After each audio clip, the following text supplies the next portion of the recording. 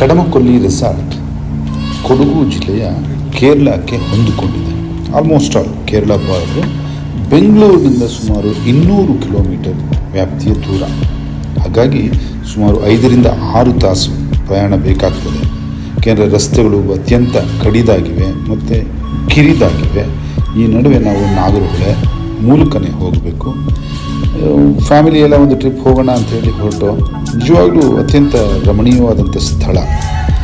ತುಂಬ ಸ್ಟ್ರೈನ್ ಆದರೂ ಕೂಡ ನಾವು ವಿರಾಜಪೇಟೆ ಬಿಟ್ಟಂಗಾಲ ಬಿಟ್ಟ ಮೇಲೆ ಆ ನಂತರ ಆ ಸೌಂದರ್ಯವನ್ನು ನೋಡಲಿಕ್ಕೆ ಖುಷಿ ಆಗ್ತದೆ.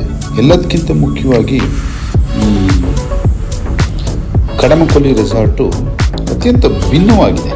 ಸುತ್ತಲೂ ಒಂಥರ ದ್ವೀಪದ ಥರ ಕಾಣುತ್ತೆ.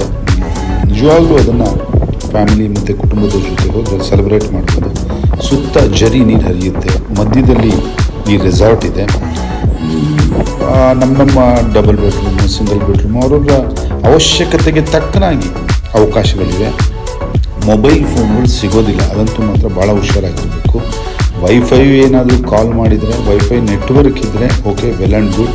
ಇಲ್ಲ ಅಂತ ಅಂದರೆ ನಿಮಗೆ ಮೊಬೈಲ್ಗಳನ್ನ ಹೋಗಿ ಅಲ್ಲಿ ನಾನೇನೋ ಮಾಡ್ಬೋದು, ಕನೆಕ್ಟಾಗಿರ್ತೀನಿ ಇಲ್ಲಿಗೆ ನಗರ ಪ್ರದೇಶಕ್ಕೆ ಅಂತ ಅಂದ್ಕೊಂಡು ಹೋದರೆ ಅದು ಸಾಧ್ಯನೇ ಇಲ್ಲ ಬಿಡಿ. ಅದು ನಿಮ್ಮ ಅದೃಷ್ಟದ ಮೇಲೆ ಬಿಟ್ಟಿದ್ದು. ಅದರಲ್ಲೂ ಮಳೆಗಾಲದಲ್ಲಿ ಹೋಗ್ಬಿಟ್ರಂತೂ ಅದು ನಿರೀಕ್ಷಣೆ ಮಾಡಲಿಕ್ಕಾಗಲ್ಲ. ಇನ್ನು ಉಳಿದಂತೆ ಬೇರೆ ಈ ಡಿಸೆಂಬರಲ್ಲಿ ಹೋದರೆ, ಚಳಿಗಾಲದಲ್ಲೆಲ್ಲ ಹೋದರೆ ಒಂದಷ್ಟು ಆರಾಮಾಗಿ ಖುಷಿಯಾಗಿ ಇದ್ದು ಬರ್ಬೋದು. ಇಲ್ಲಿ ಆಟ ಆಡಲಿಕ್ಕೆ, ಕಾಲ ಕಳೆಯಲಿಕ್ಕೆ ಹಲವಾರು ವೈವಿಧ್ಯಮಯ ಕ್ರೀಡೆಗಳನ್ನು ಅವಕಾಶ ಮಾಡಿಕೊಟ್ಟಿದ್ದಾರೆ. ಫುಟ್ಬಾಲ್ ಆಡ್ಬೋದು, ಕ್ರಿಕೆಟ್ ಆಡ್ಬೋದು, ಚೆಸ್ ಆಡ್ಬೋದು, ಕೇರಮ್ ಆಡ್ಬೋದು. ಹೀಗೆ ವಿಭಿನ್ನವಾದಂತಹ ಅವಕಾಶಗಳಿವೆ.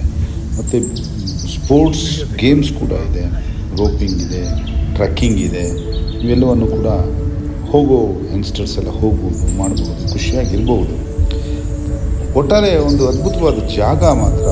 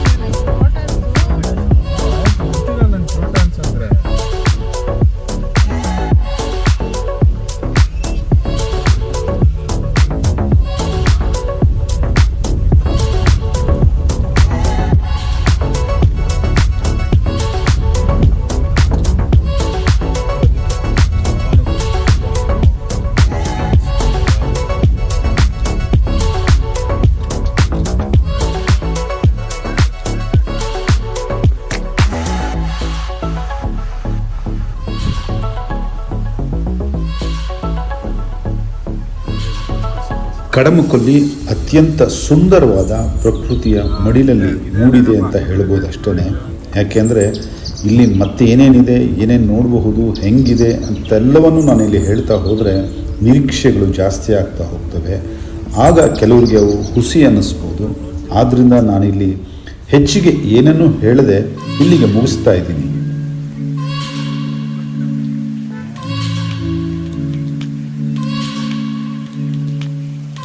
ಎಲ್ಲೋಟೆ ನೀನು?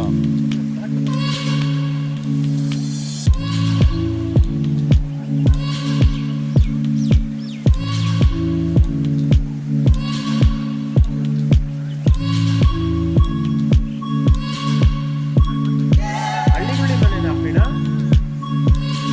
ಫುಲ್ ಪ್ರಿಪೇರ್ ಆಗಿ ಬಂದಿದ್ದೀರಿ.